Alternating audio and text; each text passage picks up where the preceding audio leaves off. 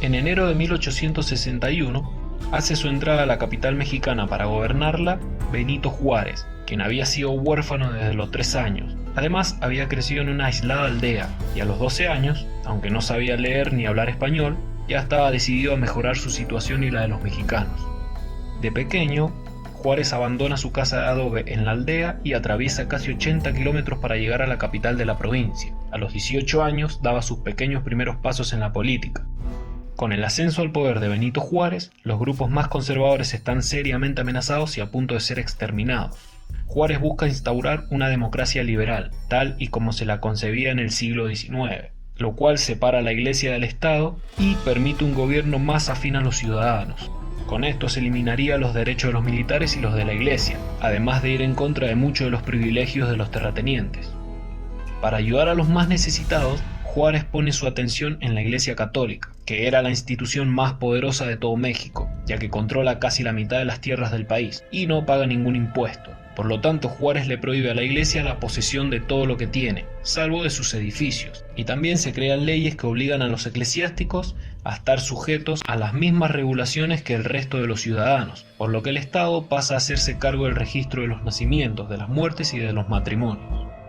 Inmediatamente, Benito Juárez se gana enemigos, la Iglesia, los sectores más conservadores y también el Papa. Todos ellos se escandalizan con las políticas de Estado que tiene el nuevo presidente mexicano.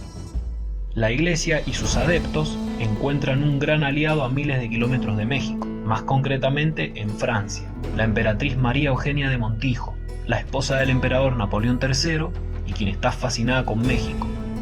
Ella es española, una devota católica y le gusta de vez en cuando incursionar en la política, en compensación por los numerosos amoríos de su esposo.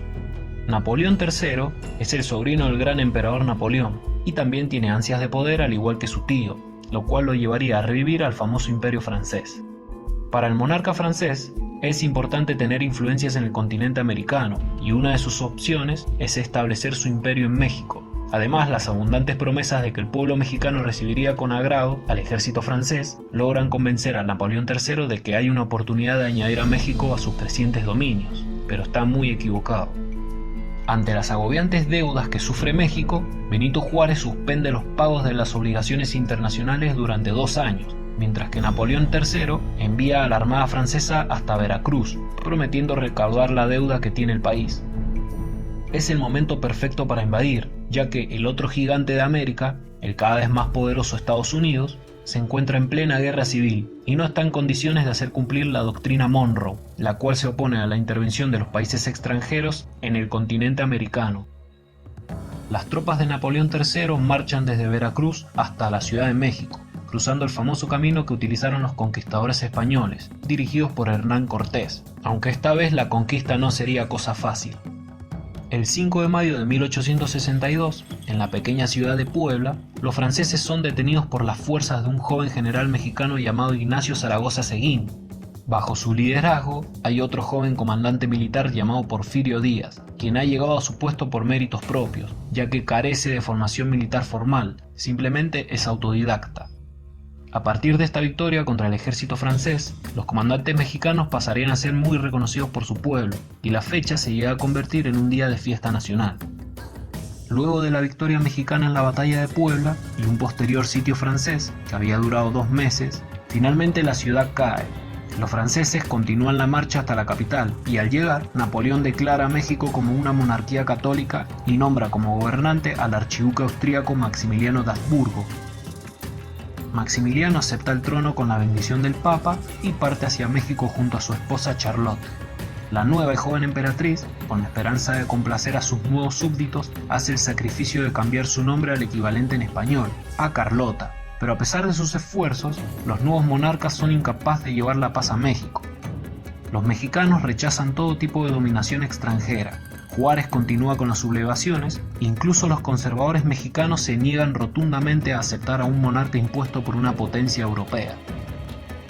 Mientras pasan los meses, el imperio francés en México continúa debilitándose cada vez más y más. Además, los mexicanos le van ganando terreno a los franceses, tras una serie de pequeñas batallas en las que salen victoriosos, como en el año 1863, en la batalla del Jahuactal, en donde el ejército imperialista recibe un duro golpe anímico. Aunque el llamado Segundo Imperio francés cuenta con una ventaja militar y además, con el apoyo de varios países europeos, México también recibe el apoyo de su anterior enemigo, el de los Estados Unidos, quien había enviado armamentos y tropas al sur.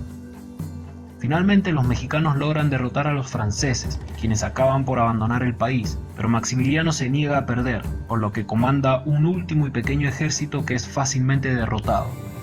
Maximiliano acaba siendo capturado y ejecutado después de un juicio en donde el monarca alega que los acontecimientos son cuestiones meramente políticas, por lo tanto los liberales lo condenan a muerte.